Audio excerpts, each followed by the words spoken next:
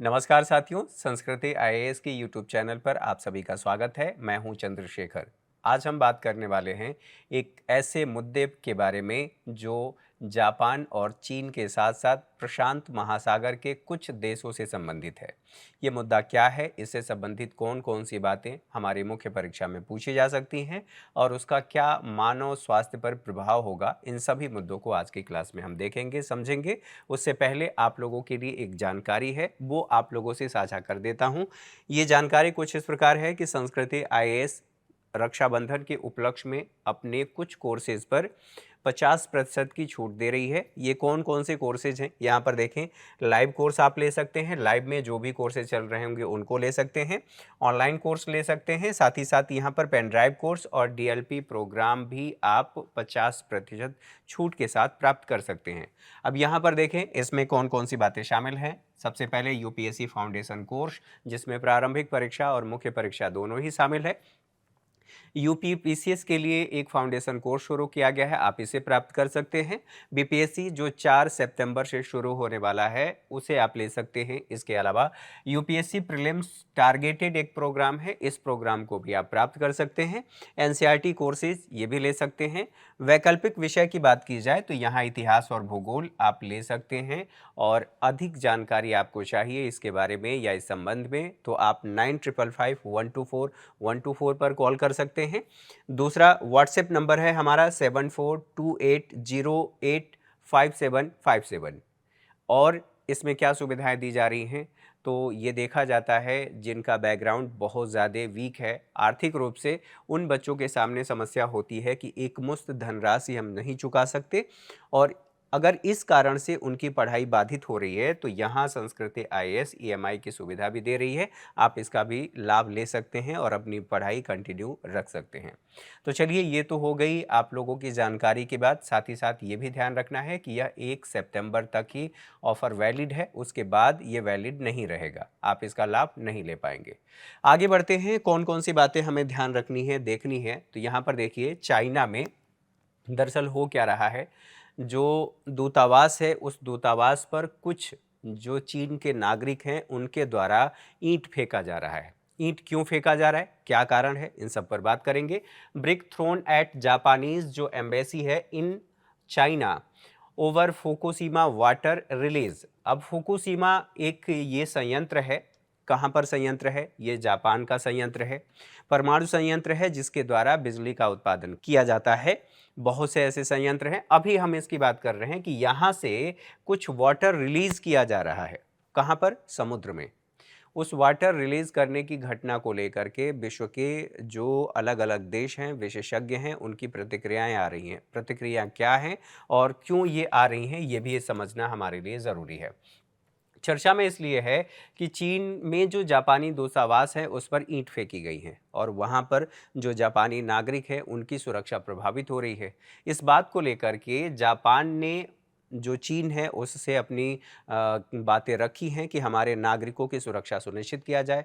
अपने नागरिकों को ये बताना चाहिए, कहना चाहिए कि ऐसी गतिविधियां न हों, अर्थात जापानी लोगों को शिकार न बनाया जाए।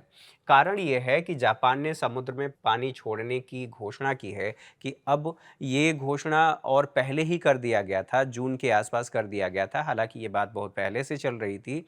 और उसके बाद जब जापान ने पानी छोड़ने की घोषणा की, उसके बाद ये तनाव बढ़ गया और यहाँ तक कि चीन ने जो जापान के दूतावास में जो वहाँ पर एम्बेसी है और उसमें जो व्यक्ति हैं जो जापान को रिप्रेजेंट करते हैं, उनको बुला करके अपनी प्रतिक्रियाएं दी, अपनी बातें रखी कि ये ठीक बात नहीं है, ऐसा नहीं करना चाहिए। अब बात यह है कि ऐसा चीन क्यों कर रहा है, विरोध क्यों हो रहा है और जापानी नागरिकों पर हमले क्यों हो रहे हैं, उनकी सुरक्षा को लेकर के जापान चिंतित क्यों है। हालांकि जापान ने जापानी लोगों से ये कहा है जो चीन में रहते हैं वो जापानी भाषा का इस्तेमाल न करें, और अगर इस्तेमाल कर भी रहे हैं तो उसकी पिच बहुत लो होनी चाहिए, अर्थात तेज़ आवाज़ में आप बात न करें जिससे आपकी आइडेंटिटी रिलीज़ हो या आइडेंटिटी आपकी जाहिर हो कि आप जापानी नागरिक हैं। इसके साथ साथ जापान ने यह भी कहा है कि हमारे सभी नागरिक कोशिश करें कि वह पब्लिक डोमेन में ना आएँ, सार्वजनिक स्थानों पर जाने से बचें, अगर संभव हो तो घर में रहें, घर से काम करें। लेकिन जो चीन में है उनकी बात की जा रही है। यहाँ पर देख रहे हैं ये चीन, यहाँ पर आपको ये जापान दिखाई दे रहा है, ये जापान है, ये आपका साउथ कोरिया है और ये आपका नॉर्थ कोरिया है, उत्तर कोरिया। अब पूरा मामला समझ लेते हैं। पूरा मामला क्या था, तो पूरा मामला समझने से पहले कुछ ज़रूरी बातें यहाँ पर समझना ज़रूरी है। जापान 24 अगस्त से समंदर में पानी छोड़ने की घोषणा कर चुका है और छोड़ना शुरू भी कर चुका है। पहले घोषणा किया था, अभी शुरू कर चुका है। इस लगभग 10 वर्ष तक ये लगातार पानी छोड़ा जाएगा और पानी छोड़ने के साथ साथ ये कारण क्या है, तो फुकुशिमा दाइची परमाणु संयंत्र है, ये जापान में है। यहाँ से बिजली का उत्पादन किया जाता था। अब इसी से संबंधित परमाणु संयंत्र से संबंधित जो पानी है, परमाणु संयंत्र में जो इस्तेमाल हुआ है, उसी पानी को छोड़ा जा रहा है। चीन ने इसका विरोध किया है और चीन न केवल इस पानी छोड़ने की घटना का विरोध किया है, बल्कि चीन ने सी फूड जो वहाँ पर आयात होता है जापान से चीन में, उसके आयात पर प्रतिबंध लगा दिया है। सी फूड का मतलब जो झींगा मछली है या मछली है या अन्य जो सी फूड है जो चाइना में खाया जाता है और जिसका निर्यात जापान से चीन को किया जाता है, उन सब पर प्रतिबंध लगा दिया है।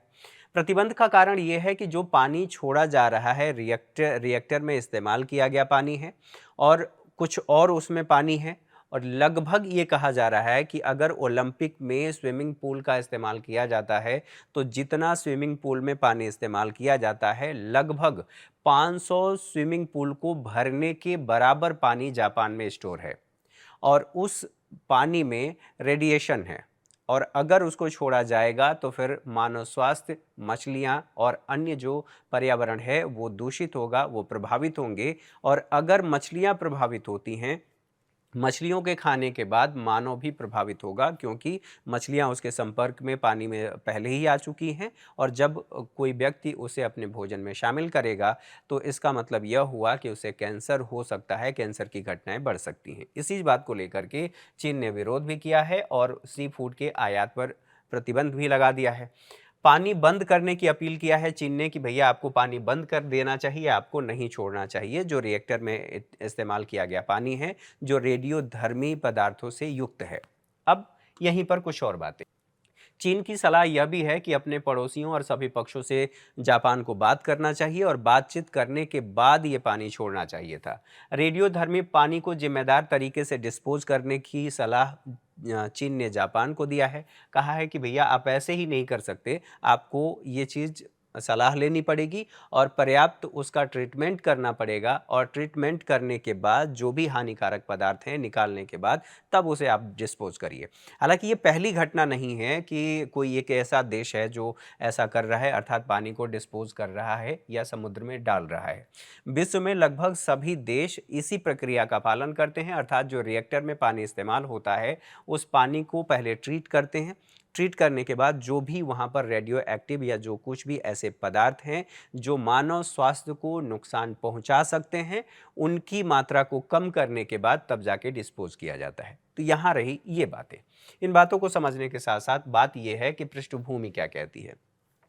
तो पृष्ठभूमि को समझने से पहले एक बार मैप देख लें और मैप को देखने के बाद हम आगे बढ़ते हैं। ये है हमारा प्यारा भारत और इधर आपको दिखाई देगा ये जो आप देख रहे हैं, ठीक है, ये आपको दिखाई दे रहा है जापान। जापान के साथ ये साउथ कोरिया, नॉर्थ कोरिया, ये चीन आपको दिखाई दे ही रहा है। तो यहाँ पर जो पानी रिलीज किया जा रहा है इन क्षेत्रों में प्रवाहित होगा, इन क्षेत्रों में उसका प्रभाव देखा जाएगा।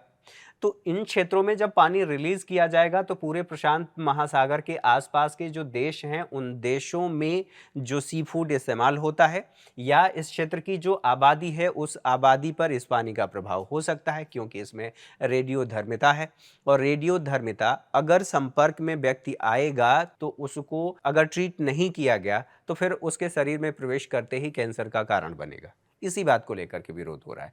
तो आपने क्षेत्र देख लिया, ये पूरे क्षेत्र की हम बात कर रहे हैं, ये पूरा जो प्रशांत महासागर है उसकी बात की जा रही है। अब इसकी पृष्ठभूमि कुछ इस प्रकार है कि फुकुशिमा दाइची परमाणु ऊर्जा संयंत्र है, ये जापान में स्थित है। जापान का मैप हमने देख लिया। इसकी अवस्थिति की बात करें तो फुकुशिमा प्रांत के ओकुमा में ये स्थित है। परमाणु शक्ति ऊर्जा द्वारा यहाँ पर ऊर्जा का उत्पादन किया जाता है। उत्पादन करने के साथ साथ यहाँ पर हुआ क्या था, 11 मार्च 2011 को एक शक्तिशाली भूकंप आया। भूकंप के साथ साथ यहाँ पर सुनामी आई। भूकंप के परिणाम स्वरूप सुनामी आई, और जब सुनामी आई तो ये जो संयंत्र था, जिसे फुकुशिमा दाइची परमाणु ऊर्जा संयंत्र कहा जा रहा है, ये क्षतिग्रस्त हो गया। क्षतिग्रस्त होने के बाद यहाँ पर जो इस्तेमाल किया गया पानी था, वो यहाँ रेडियो एक्टिव जो रेडियोधर्मिता पदार्थ थे वो पानी में फैल गए। पानी में फैलने के बाद समस्या ये हुई कि अब इस पानी को अगर हम समुद्र में ऐसे ही छोड़ देंगे तो फिर समस्या हो सकती है। और जैसा कि मैंने बताया कि जो गेम्स होते हैं, ओलंपिक गेम्स होते हैं, उस गेम में तैराकी को भी शामिल किया जाता है।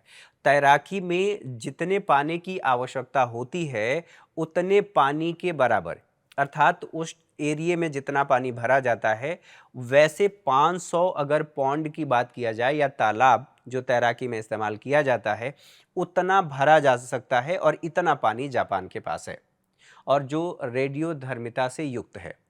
स्वाभाविक सी बात है, इसको डिस्पोज करना है। डिस्पोज करने के लिए कुछ तरीके अपनाए जाते हैं कि सबसे पहले उसको ट्रीट करेंगे। डबल फिल्टर के द्वारा उसका फिल्ट्रेशन किया जाएगा। फिल्ट्रेशन करने के बाद उसे समुद्र में छोड़ा जाएगा, ताकि वह मानव स्वास्थ्य या जो समुद्री जीव हैं या पर्यावरण है, उनको नुकसान न पहुंचाए।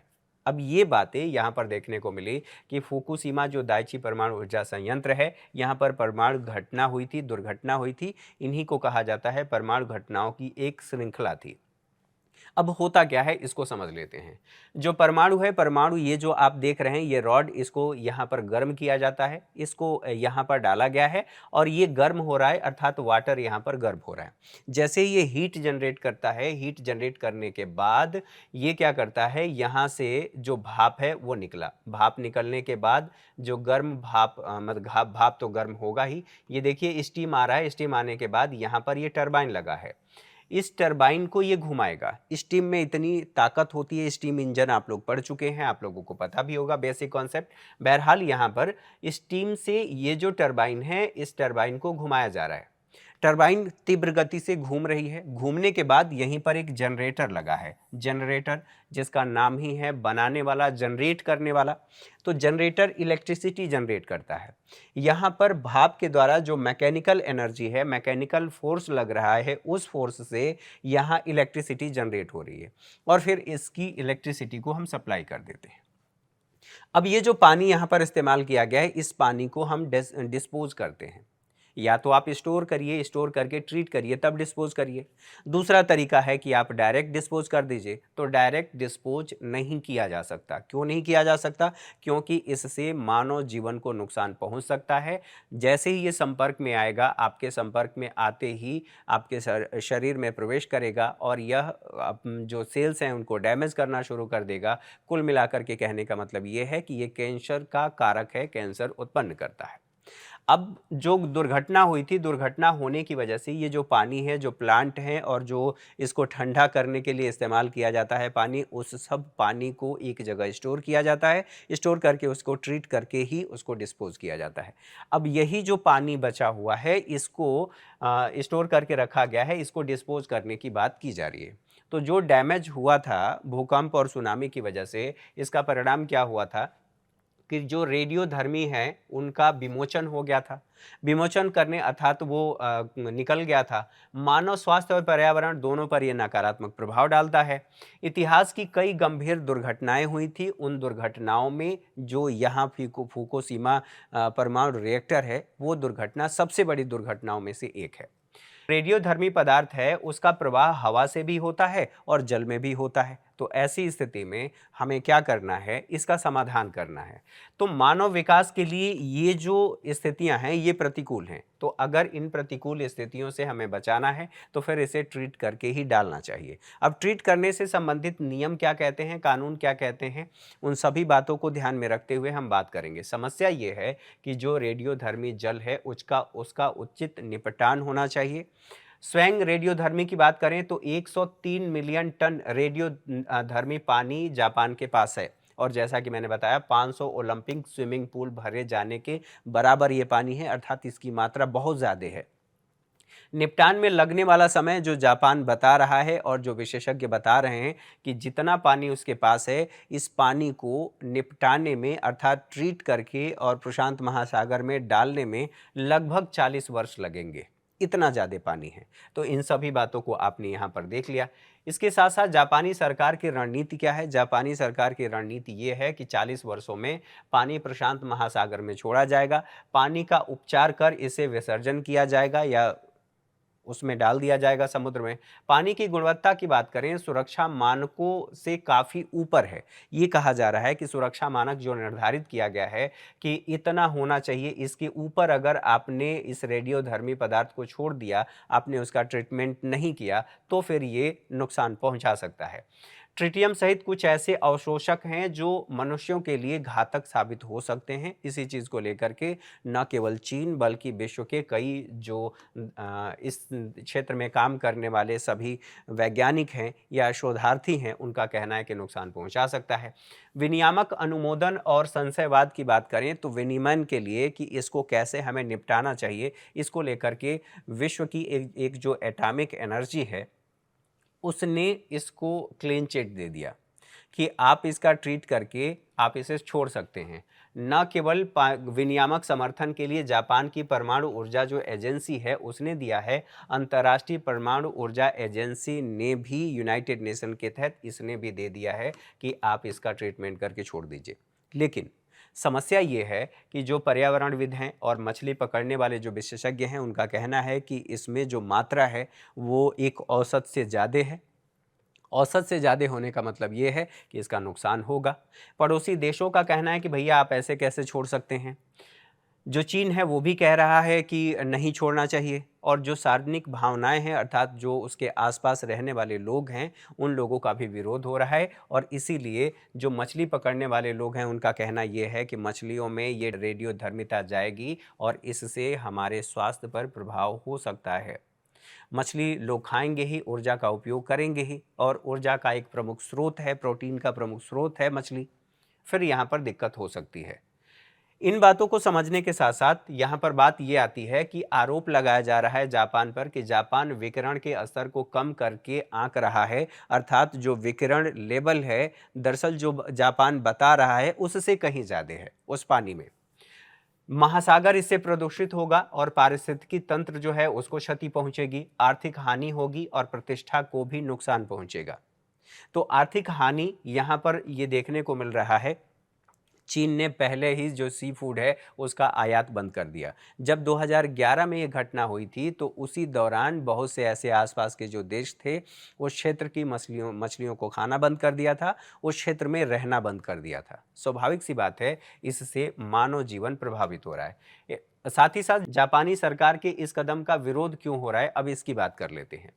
इनका ये कहना है कि कोई ज्ञात सीमा नहीं है। जापानी अधिकारियों के अनुसार या जापानी अधिकारियों का दावा है जो उपचारित है, उपचारित कर लिया गया है पानी, हम उसे छोड़ रहे हैं। लेकिन अभी भी इसकी कोई ज्ञात सीमा नहीं है कि दरअसल उसकी मात्रा कितनी है और कितने मात्रा में, कितने अमाउंट में पानी छोड़ा जाएगा।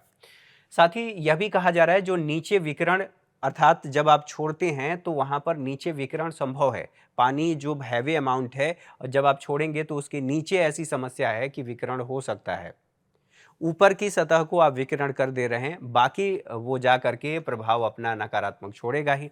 रेडियोधर्मी पदार्थों को इस संदर्भ में भी यही कहा जा रहा है कि कैंसर और अन्य स्वास्थ्य जो प्रभाव हैं उनका नकारात्मक होगा। इसीलिए लगातार बातें कही जा रही हैं। जापान सरकार तो कह ही रही है, लेकिन बाकी जो हितधारक है उनका कहना है कि ये ठीक बात नहीं है। ट्रिटियम को पानी से निकालना कठिन है, यह भी कहना है वैज्ञानिकों का। जो आसपास के देश हैं, पानी से ट्रिटियम निकालना बहुत कठिन कार्य है। ट्रिटियम की बात करें, इसे किससे संदर्भित किया जाता है? टी या 3H हाइड्रोजन का समस्थानिक परमाणु भार इसका लगभग 3 है। ठीक है, ट्रिटियम को हटाना आवश्यक है, अगर नहीं हटाया गया तो नुकसान पहुंचा सकता है। शरीर में ये आसानी से प्रवेश करेगा और रक्त के माध्यम से तेजी से शरीर के अंदर ये विस्तारित होगा या फैलेगा और फिर मानव स्वास्थ्य को प्रभावित होगा। क्षेत्र में जो समुद्री जीवन है और मछुआरे हैं उनकी आजीविका पर भी इससे प्रभाव होगा, क्योंकि उस क्षेत्र की मछलियां खरीदी नहीं जाएंगी तो उनकी आजीविका उससे खत्म हो जाएगी। प्रभावित पानी में मछलियां जहरीली हो जाएंगी। दक्षिण कोरिया ने जापान के साथ खुद ही नाराजगी जाहिर किया है और ये कहा है 2013 से फुकुशिमा के बाद सी फूड पर इसने पहले ही प्रतिबंध लगा दिया था दक्षिण कोरिया ने, जैसा कि मैंने पहले ही बताया। साथ ही आयात पर समुद्री भोजन अर्थात जो समुद्री भोजन है उसके आयात पर भी प्रतिबंध लगा दिया गया है अलग अलग देशों के द्वारा। इन बातों को समझने के साथ साथ जो प्रशांत महासागर है उस पर प्रभाव की बात किया जाए, जलाशय के साथ साथ क्षेत्र को लेकर के लोगों की चिंताएं बढ़ गई हैं। प्रशांत द्वीप समूह जो फोरम है उसने ये कहा है कि चीन, दक्षिण कोरिया और ताइवान, इन सभी देशों ने इसको लेकर के चिंता जाहिर किया है। इस फोरम ने भी चिंता जाहिर किया है कि भैया इस क्षेत्र की जो मछलियां हैं जापान जब छोड़ रहा है तो हम उसका उपयोग नहीं करेंगे, इससे वैश्विक अर्थव्यवस्था भी प्रभावित हो सकती है। ठीक है, शोधकर्ताओं की मांग ये है कि फ्लश करने से पहले अर्थात उसे बहाने से पहले आप सटीक संरचना को उसके समझ लीजिए और उसका ट्रीटमेंट करिए, तब आप छोड़िए। सटीक अध्ययन की भी मांग कर रहे हैं कि क्या आपने सही ढंग से उसका अध्ययन किया है। जो अंतर्राष्ट्रीय परमाणु ऊर्जा एजेंसी है उसने सर्टिफाई तो कर दिया है, या आप ऐसे कह सकते हैं कि एनओसी दे दिया है, लेकिन हमें इसको देखना पड़ेगा, इसका अध्ययन करना पड़ेगा, तभी आप ऐसा कर सकते हैं, अन्यथा यह मानव स्वास्थ्य को बहुत ज़्यादा प्रभावित कर सकता है। तो इन बातों को समझने के साथ साथ आप इस बात को और बेहतर ढंग से समझ गए होंगे और इन तथ्यों के आधार पर आपकी समझ विकसित हो गई होगी कि ये जो रेडियोधर्मी पानी है जिसे जापान के द्वारा छोड़ा जा रहा है, दरअसल यह बहुत ज़्यादा हानिकारक है और इसी चीज़ को लेकर के पूरे विश्व में चर्चा हो रही है। साथ ही साथ यह भी बात हो रही है कि जो परमाणु रिएक्टर हैं और वहाँ पर जो पानी इस्तेमाल किया जा रहा है, क्या ये ठीक है? परमाणु रिएक्टरों की उपयोगिता को लेकर के भी चर्चा होने लगी है कि विश्व में क्या इसका इस्तेमाल होना चाहिए, भले आप ऊर्जा के क्षेत्र में कर रहे हों या किसी अन्य क्षेत्र में कर रहे हों। फिलहाल यहाँ पर ऊर्जा के क्षेत्र में परमाणु ऊर्जा की बात हो रही है, परमाणु रिएक्टरों की बात हो रही है। भारत में भी कई सारे परमाणु रिएक्टर हैं जहां से बिजली की आपूर्ति सुनिश्चित की जाती है। बहरहाल आज के सेशन में इतना ही, अगली क्लास में हमारी मुलाकात होगी, तब तक के लिए नमस्कार। Thank you for watching.